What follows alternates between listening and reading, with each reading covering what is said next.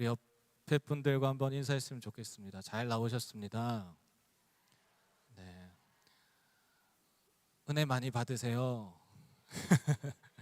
네. 성경 말씀에는 이 피의 능력이 나타나 엄청난 능력이라고 이야기를 합니다. 먼저 구약에만 보더라도 창세기 9장 4절을 보시면 고기를 그 생명되는 피째 먹지 말 것이니라. 생명되는 피에 생명이 있다고 이야기를 하고 있죠. 그리고 레위기 17장 11절에도 육체의 생명은 피에 있음이라. 피에 생명이 있다고 이야기를 하고 있는 겁니다. 생명이 피에 있다. 같은 말이죠.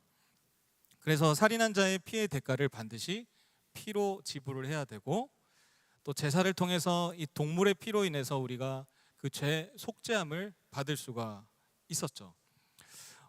죄의 싹은 사막이기 때문에 이 피가 생명이니까 생명은 생명으로 대신할 수가 있는 거죠. 6월절이 시작된 그 애굽의 10가지 재앙 중에서 10번째 재앙도 피와 관련이 되어 있습니다. 첫 번째 재앙도 피로 시작하죠. 그리고 10번째 재앙은 하나님께서 명령하십니다. 죽음이 피해 가도록 그 문설주에다가 동물의 피를 바르면 패스오버, 피가 지나가도록 하신다. 그래서 그때부터 이제 6월절을 지키게 된 것이죠. 그 동물의 피만 발랐을 뿐인데도 죽음이 지나가는 놀라운 일들이 일어났다라는 겁니다. 오늘 본문 말씀 또 18절처럼 이러므로 첫 언약도 피 없이 세운 것이 아니니 율법도 모두 이 피로 세워진 것이죠. 율법과 그 언약들이 피로 세워졌지만 우리는 그 율법 한 가지도 제대로 지키지 못하는 연약한 존재이기 때문에 누가 오신 거죠? 예수 그리스도께서 우리를 위하여 이 땅에 오시고 단번에 자신을 희생하셔서 그 피 흘리심으로 인해서 우리가 죄의 문제가 해결되고 영생에 이르는 놀라운 일들을 경험하게 된 것입니다. 이 동물의 피도 죽음을 피해 갔는데 예수 그리스도의 피니까 얼마나 더 능력이 있겠습니까? 그래서 우리는, 예수님을 믿는 우리는 그 예수의 피, 보혈의 피를 믿는 믿음으로 살아가는 자들입니다. 세상의 수많은 능력과 그 권세들, 그런 것들을 믿고 의지하고 쫓아가는 것이 아니라 예수 그리스도의 피, 그것만을 의지하고 그 능력을 믿고 나아가는 존재들이라는 것이죠. 그것을 믿을 때 우리는 참 신앙이라고도 할 수 있습니다. 그래서 기독교의 핵심은 보혈이라고 이야기할 수 있습니다. 찬송가, 아까 우리 불렀던 찬송가 268장처럼 죄에서 자유를 얻게 하는 것이 무엇의 능력으로 가능하다고 불렀습니까? 보혈의 능력. 시험을 이기는 승리되니 그것 또한 보혈의 능력, 답안지가 아니라 보혈의 능력으로 시험을 이길 수 있습니다. 육체의 정욕을 이길 힘도 보혈의 능력. 부정한 모든 것 밝히는 것 또한 무엇이죠? 보혈의 능력. 그리고 마지막에는 매우 귀중한 피로다, 이렇게 고백을 하잖아요. 보혈로 이 모든 것이 가능하다는 것이죠. 그래서 우리의 모든 힘의 근원이 무엇이라는 거죠? 예수 그리스도의 보혈이라는 겁니다. 근데 문제가 있습니다. 문제가 뭐냐면 우리는 그 보혈의 능력에만 집중할 때가 많다는 거예요. 보혈의 능력에만 관심을 갖고 집중할 때가 많다는 거예요. 보혈의 능력만 있으면 내가 바라고 원하는 것들 다 이룰 수 있고 해결할 수 있다는 믿음으로 병도 고치고 성공도 하고 막힌 관계가 회복되고 재물의 길이 열리고 등등을 생각한다는 거예요. 그래서 옛날에 기도원 가면은 이 보혈 찬송 부를 때는 박수가 한 2배 정도 커집니다. 거의 이렇게 뒤집어질 정도로 찬양을 큰 소리로 부릅니다. 주의 보혈 하면서 이렇게 막 힘차게 하시잖아요. 보혈의 능력으로 내 앞에 있는 그런 모든 문제들이 다 떠나갈 것을 믿음으로 선포하는 그런 고백들이죠. 근데 문제가 뭐냐? 맞는 말이잖아요. 사실은 보혈의 능력을 믿고 그 능력이 있으니까 믿고 나아가는데 능력이 있잖아요. 근데 문제가 뭐냐면 아까도 말씀을 드렸듯이 우리가 그 보혈의 능력을 너무 잘 알아서 보혈을 마치 부적처럼 쓰는 거예요. 보혈의 능력으로 이렇게 부적처럼 생각을 한다는 거예요. 능력에만 집중해가지고 그런 일들이 일어난다라는 겁니다. 그래서 우리는 이 보혈의 의미, 보혈이 능력이 있는 진짜 이유를 알아야 됩니다. 오늘 본 말씀을 통해서 그 이유를 한번 파헤쳐 볼 텐데요. 그럼 보혈이 왜 능력이 있을까? 오늘 본문 14절을 보시면 영원하신 성령으로 말미암아 흠없는 자기를 하나님께 드린 그리스도의 피가 라고 나와 있습니다. 성령으로 말미암아 흠없고 죄 없는 예수 그리스도의 피이기 때문이라는 거죠. 근데 사실 이러한 답은 시원치 않습니다. 그래서 라는 생각이 드는 거죠. 죄 없고 흠없는 피가 무슨 능력이 있다는 거지 하면서 더 궁금증을 유발한다는 겁니다. 문제는 뭐냐면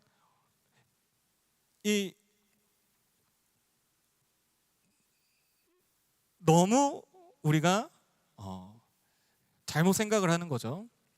네, 제가 원고를 참고해서 보다가 길을 잃었습니다. 네.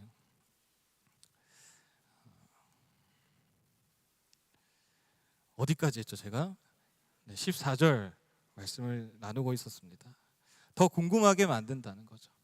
그리고 하나님은 다른 방법들도 많으신데 왜 굳이 자신의 아들 예수 그리스도의 피를 사용하셔서 그 일들을 하시는 걸까? 그리고 왜 그 피는 만능이고 모든 것을 하실 수 있는 능력이 있다는 사실인가라는 거죠. 사실 생각해 보면 피가 상징하는 것이 어떤 것들입니까? 세상에서는 패배를 의미할 때가 많습니다. 물론 헌혈은 승리를 의미하지만 피를 흘리는 장면들을 보면은 이제 끝났어요. 이제 패배를 뜻할 때 보통 그 피 흘림을 좀 많이 이렇게 연출을 하는데요. 드라마나 영화에서 약해진 상태를 주로 나타낸다는 거죠. 그러나 하나님은 그 피를 사용하신다는 거예요. 그리고 왜 그 피 흘리심이 능력이 되는가? 피에 뭐 어떤 그런 특별한 요소가 있어서 그럴까요? 피 속에 뭐 이렇게 만병통치약이 섞여 있다든지 무슨 일을 할 수 있는 그런 기적의 샘물이 섞여 있는 건가요? 그런 효능이 있는 건가요? 하나님의 능력 중에 피가 제일 강해서도 아닙니다. 세상에서 말하는 그 약함, 패배자의 모습, 가장 인간적이고 연약한 예수 그리스도의 모습이지만 그 보혈의 능력이 진정한 능력이 되는 것은 그 피가 소중한 것이기 때문입니다. 즉 하나님은 우리에게 가장 소중한 것을 주심으로 우리가 하나님에게 어떤 존재인지를 깨닫기를 원하신다라는 거죠. 로마서 5장 8절 말씀을 보시면 우리가 아직 죄인 되었을 때 그리스도께서 우리를 위하여 죽으심으로 하나님께 우리에 대한 자기의 사랑을 확증하셨느니라. 아멘. 예수 그리스도가 하나님의 아들이라 죄가 없고 그래서 그 피가 그 피 자체가 엄청난 능력이 있어서가 아니라 하나님은 예수 그리스도를 십자가에 보내심으로 우리에게 정말로 원하셨던 것은 그 예수 그리스도의 보혈로 우리를 너무나 사랑한다를 보여주고 싶으셨던 겁니다. 즉 보혈은 하나님의 강함이 아닙니다. 하나님은 세상의 강함으로 일하지 않습니다. 약한 데서 강한 것을 드러내시는 분이십니다. 그래서 그 보혈은 예수 그리스도의 보혈에는 하나님이 가장 사랑하고 가장 아끼고 소중한 그 마음이 담겨 있다는 거예요. 그래서 우리가 그 보혈을 경험한다면 하나님의 그 소중함을 깨닫는다면 14절과 같은 일들이 막 마구마구 일어난다는 것이죠. 그리스도의 피가 어찌 너희 양심을 죽은 행실에서 깨끗하게 하고 살아계신 하나님을 섬기게 하지 못하겠느냐. 이것이 바로 참된 보혈이 소중함을 깨닫는 자의 모습이라고 할 수 있는 거죠. 창조의 본연의 모습이 회복되는 겁니다. 사소한 예로 운전을 할 때 이렇게 잘 안 비켜주잖아요. 퇴근길에 이제 강남 쪽 지나가시면 아시겠지만 굉장히 촘촘합니다. 이렇게 틈을 안 줘요. 이렇게 끼어들기를 해야지 이제 내가 저 그 2차선에서 직진 신호를 받아서 갈 수 있는데 길을 안 내줘요. 근데 어떤 참 너그러운 분이 이렇게 뒤에서 빵빵거려도 나를 끼워주기 위해서 이렇게 기다려주시는 분이 계세요. 간격을 벌려주시는 분이 계세요. 그걸 보면 참 우리가 감동을 받지 않습니까? 고맙다, 감사하다, 그 마음을 가지고 비상등을 한번 켜줍니다. 고맙다고 표시를 하는 거죠. 감사하니까 그런 표시를 하는 거죠. 그러면서 저는 어떻게 되냐면 그게 참 감사해서 이전에는 뭐 어떻게 운전했는지 모르겠지만 그 순간은 정말로 참 순한 양처럼 운전을 하게 되더라고요. 이 사람이 나한테 이렇게 배려를 해줬는데 나도 이 혼잡하고 복잡한 도로에서 좀 배려 좀 해보자 하는 마음이 들더라고요. 잠시 잠깐이라도 변하더라라는 거죠. 근데 하물며 하나님은 가장 소중한 자신의 아들을 보내주셨는데 그것을 받은 우리들은 얼마나 내 삶이 변화되어야 되겠냐는 거죠. 근데 우리는 왜 우리의 신앙이 성장하고 변화되지 못하는 것인가? 때로는 이 믿음이 멈춰 서 있는 것처럼 왜 나는 저렇게 뜨겁게 신앙이 성장하고 성숙하는 사람들과 비교했을 때 오랜 신앙생활을 했음에도 여전히 그 자리인가, 그런 것들을 생각할 때가 있다는 것이죠. 이 보혈의 소중함을 모르고 하나님의 능력, 보혈의 능력만 구하려고 하니까 내 믿음의, 내 신앙의 성장과 변화가 나타나기가 어려워지는 겁니다. 그래서 가장 먼저 해야 될 것은 무엇이냐면 우리 신앙 가운데 이 보혈의 의미를 깨닫는 겁니다. 하나님의 능력만 구하는 것이 아니라 깨달아야 됩니다. 보혈의 의미가 무엇인지 제대로 된 우선순위를 세워야 됩니다. 보혈의 능력을 구하는 것이 먼저가 아니라 이 보혈의 의미, 하나님은 소중한 것을 우리에게 내오셨다는 그 의미를 먼저 깨달아야지 변화가 일어나는 거죠. 그 가운데 하나님이 기뻐하시면서 그 능력들이 나타나는 겁니다. 그런 하나님이 우리에게 원하시는 것이 무엇인가요? 예수님은 부자가 풍족한 중에 드렸던 헌금과 가난한 과부가 가난한 중에서 자신의 전부였던 두렙돈, 그 두 가지 경우를 비교하십니다. 그리고 뭐라고 말씀하시냐면 과부가 다른 사람보다 더 많이 냈다고 말씀하십니다. 당시에 이렇게 돈 계산이 잘 안 되셨던 건지 하늘나라에 오래 계셔가지고 이제 이 땅에 내려와셔가지고 계산이 잘못된 건지 분명히 당시 화폐 가치를 기준으로 하지 않고 간단하게 예를 들어보면 부자는 한 200만 원을 낸 거예요. 두렙돈 낸 여인은 2,000원 정도 낸 거예요. 당연히 부자가 더 많이 냈잖아요, 우리가 봤을 때는. 근데 예수님은 왜 이 가난한 과부가 더 많이 냈다고 말씀을 하시고 기뻐하시는 거냐? 예수님이 보셨던 것이 무엇이냐라는 거죠. 그것은 바로 소중함을 내었는가라는 겁니다. 양이 아니고요, 그 마음의 중심을 다해서 소중함을 드렸는가.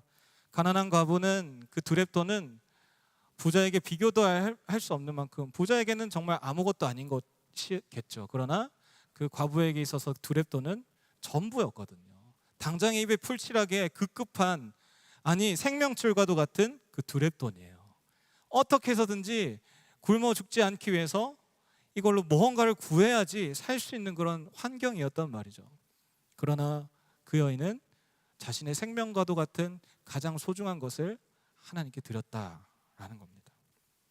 때문에 예수님은 그것을 기뻐하셨다라는 거죠. 마찬가지입니다. 하나님이 우리에게 소중한 것을 주신 것처럼 우리가 강하고 잘나고 세고 많고 그런 것들을 드리는 걸 하나님은 좋아하실까요? 아닙니다. 하나님께 드리는 모든 것들, 헌금은 나의 강함과 잘남이 아닙니다. 우리가 하나님의 마음을 깨달아서 그 소중한 것들을 기꺼이 드릴 수 있는 그 중심을 기뻐하신다는 거죠. 그럼 우리 성도님들에게 있어서 두렙돈은 어떤 것입니까? 하나님이 가장 소중한 아들의 피를 우리를 위해 흘리게 하신 것처럼 하나님의 뜻이라면 우리에게 가장 소중한 것을 드릴 수 있으십니까? 한번 생각해 봤으면 좋겠습니다. 물론 하나님이 자신이 이제 소중한 것을 줬으니까 너희도 나한테 소중한 것을 줘, 이렇게 요구하시는 분은 결코 아닙니다. 하나님이 보시는 것은 그저 그 소중한 것을 기꺼이 내어줄 수 있는 그 중심이라는 거죠. 어떤 부자 청년이 어떻게 하면 영생을 얻을 수 있냐고 예수님께 질문했습니다. 계명은 잘 지켰냐? 예수님이 질문하셨어요. 그 청년이 대답합니다. 네, 잘 지켰습니다. 아주 잘 지켰습니다. 그러나 예수님은 사람의 마음을 꿰뚫어 보시고 능력이 있으신 분이잖아요. 그 부자의 속마음을 꿰뚫어 보셨어요. 그리고 아주 예리하고 날카로운 질문하십니다. 그러면 너 전 재산 팔아서 가난한 자들에게 다 나눠줄 수 있냐? 라고 질문하십니다. 그 질문을 들은 청년은 어떻게 됩니까? 근심하고 돌아갔다라고 표현을 하고 있습니다. 그리고 나서 예수님이 뭐라고 하시냐면 낙타가 바늘구멍 들어가는 것이 부자가 하나님 나라 들어가는 것보다 쉽다라고 말씀하십니다. 지금 부자 청년에게 있어서 가장 소중한 것은 무엇입니까? 그동안 열심히 모은 재산, 그 물질이겠죠. 근데 영생을 구하는데 이 땅에서 소중한 것을 버리지 못한 그 모습을 보면 참 어리석다라는 생각이 들지 않습니까? 소중하다 하지만 진짜 소중한 것들은 놓치고 있는 거예요. 우리가 보기엔 정말로 어리석어 보이지만 근데 막상 우리도 이 작은 것 하나 사실 실천하기가 때로는 어려울 때가 참 많지 않습니까? 전 재산이 아니더라도 하나님의 뜻이라면은 그걸 기꺼이 내어놓을 우리의 인생이 되기가 참 어렵다라는 겁니다. 그러나 그 영생은 어떻게 이루어집니까? 예수 그리스도의 보혈로 이루어진다는 거예요. 그래서 우리는 그 보혈의 피를 흘리신 그네의 소중한 것을 기꺼이 더 내어놓을 수 있는 우리의 자세가 태도가 되어야 된다는 거죠. 근데 문제는 계속해서 우리는 그 보혈의 피로 강한 것, 센 것 얻으려고 한다는 거예요. 이거 해주시고 채워주시고 치료해주시고 고쳐주시고 쌓아주시고 보혈의 능력으로 그러다가 얻지 못할 경우는 매우 실망합니다. 주여 보혈의 능력이 있습니까? 하나님이 우리에게 주신 것을 제대로 이해 못했기 때문이죠. 하나님은 우리가 소중한 것을 받아서 그것을 깨달아 그 능력으로 나아가기를 원하십니다. 보혈이 강하니까 강한 것 주세요. 이거는 매우 위험하고 잘못된 신앙의 모습입니다. 그리고 그 하나님의 소중함을 깨달았다면 우리의 삶에는 가장 큰 변화가 생기게 됩니다. 14절과 같이 내 삶의 마음가짐과 행동이 바뀌기도 하겠지만 제일 크고 중요한 것은 무엇입니까? 하나님과 친밀해진다는 거예요. 하나님과 친밀해진다는 거예요. 왜요? 그 마음을 깨달았기 때문에.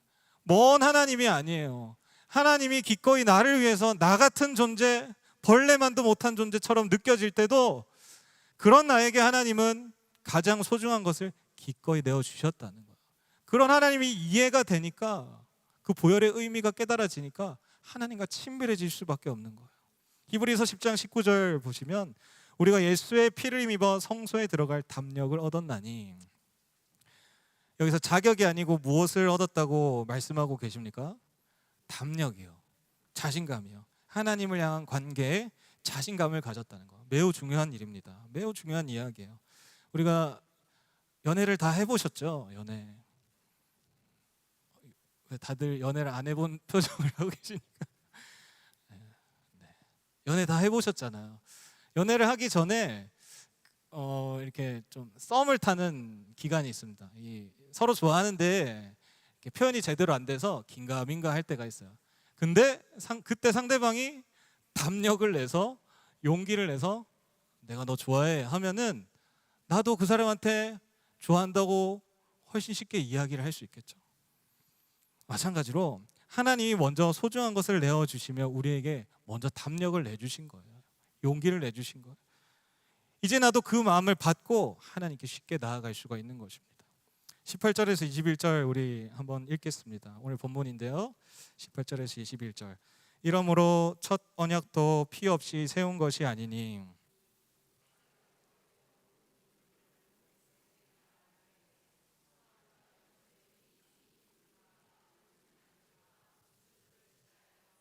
그 두루마리와 온 백성에게 뿌리며 이르되 이는 하나님이 너에게 명하신 언약의 피라 하고 또한 이와 같이 피를 장막과 섬기는 일에 쓰는 모든 그릇에 뿌렸느니라. 아멘. 말씀처럼 이전에는 성소에 쉽게 못 들어갑니다. 짐승의 피를 뿌리고 들어가야 돼요. 뿌리지 않으면 죽습니다.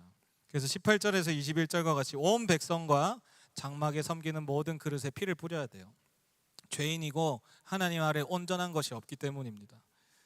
그리고 사실 피를 뿌린다고 할지라도 이 두렵고 떨리는 마음은 지울 수가 없을 겁니다. 왜요? 혹시라도 이게 피가 제대로 안 뿌려졌으면 죽는 거잖아요. 얼마나 두려웠겠어요. 피를 뿌리고 들어가야 되는데 혹시 이게 잘못 뿌려진 거 아닌가 걱정과 두려움이 얼마나 많았겠어요. 생명이 달려있는 문제니까요. 두렵고 떨림으로 나아가야 되는 거죠. 그러나 하나님은 그런 가운데 어떻게 하십니까? 소중한 예수 그리스도의 피로 성소의 휘장을 가르시고 누구나 하나님께로 나올 수 있게 하셨다는 거예요. 그래서 요즘 우리가 예배를 드리러 올 때 피 안 뿌렸다고 해서 두렵고 떨림으로 죽을까 봐 벌벌 떨면서 나오시는 분들 계십니까? 우리 빨리 어린 양이라도 잡아서 피 뿌리고 가야지, 그런 분 안 계시죠? 또 예배 드리는데 두렵고 이렇게 너무 두려워서 혹시라도 죽을까 봐 막 두려워서 나오시는 분 없으시잖아요. 하나님이 소중한 것을 보내서 먼저 손 내미시고 구원하셔서 거기에 우리는 그저 이제 참여하면 되는 겁니다. 반응해서 참여하면 되는 거예요. 사실 이젠 담력도 필요 없습니다. 죄를 용서해 주신 그 은혜와 사랑에 감사하고 감격하면서 예배 자리에 나오시면 되는 거예요. 그래서 예배는 두려움이 아닙니다. 하나님과 만나는 축제의 자리가 되어야 되는 것이죠. 또 한편은 우리의 필요를 채우는 자리가 아니라 소중한 것을 내오신 하나님께 감사와 감격하는 자리다라는 겁니다. 로마서 5장 10절 말씀 읽겠습니다. 그의 아들의 죽으심으로 말미암아 하나님과 화목하게 되었은즉. 그래서 보혈은 하나님과 친밀해져서 이 화목해 되는 능력이 있습니다. 소중한 것을 내어주신 것을 깨달아 아니까, 그리고 그것으로 나아가서 죄로 인해 깨어진 하나님의 관계가 또 그 사랑을 깨달아져서 그런 가운데 죄가 해결되고 먼저 손 내미신 그 사랑 때문에 이 하나님과의 관계가 회복되는 겁니다. 또 그 사랑이 깨달아져서 내 가족들과의 관계도 회복이 되는 겁니다. 사랑이 깨달아지십니까? 너무 크잖아요. 소중한 것을 주셨으니까 가만히 있을 수가 없습니다.